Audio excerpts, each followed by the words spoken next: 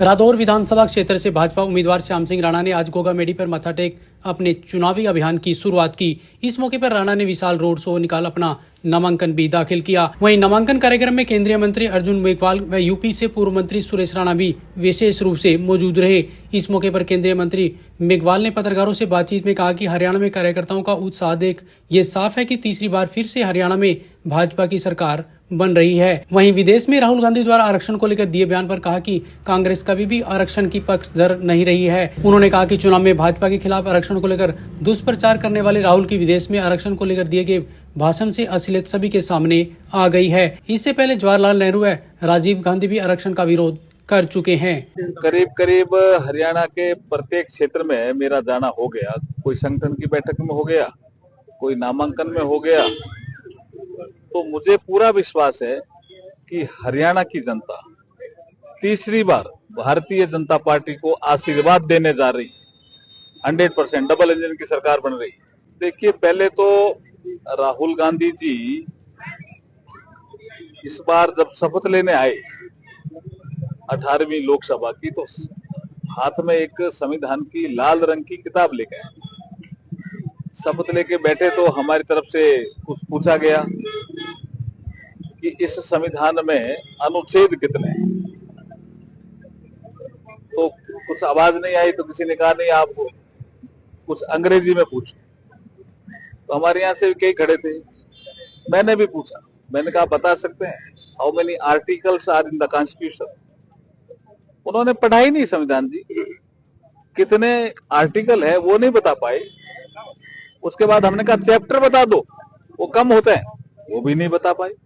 इसका मतलब संविधान की किताब हो सकता है उन्होंने खोल के ही नहीं देखी हो, और संविधान समाप्त कर देंगे बीजेपी पुनः सत्ता में आ गई। 24 में लोकसभा के चुनाव में ऐसा कहा, झूठ फैलाया, दुष्प्रचार किया, रिजर्वेशन समाप्त कर देंगे ये फैलाया।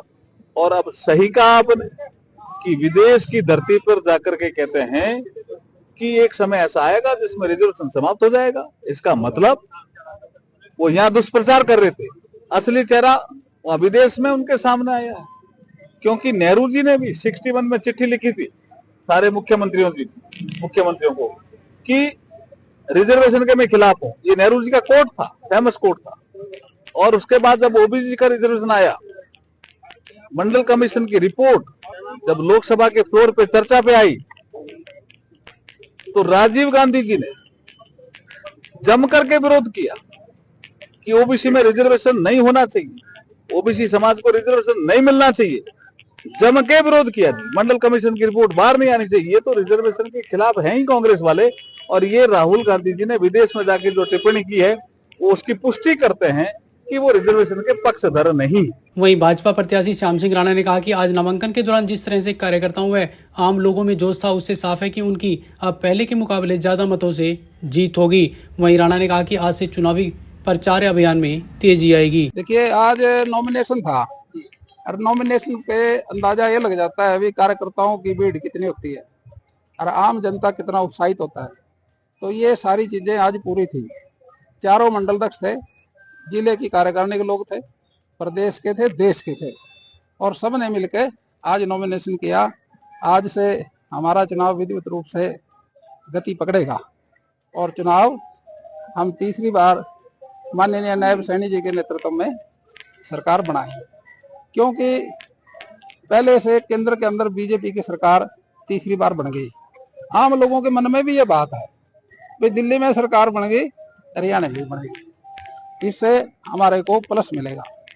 और आज का प्रदर्शन देख के तो ये लग रहा है भाई पहले से 67,000 वोट पड़ी थी, उससे ज्यादा वोट मिले। आपको बता दें कि आज रादौर विधानसभा क्षेत्र से कई पार्टियों के उम्मीदवारों ने अपने अपने नामांकन दाखिल किए। ऐसे में अब आने वाले दिनों में चुनावी सरगर्मियां और तेज होंगी। Bureau report, Navdesh times.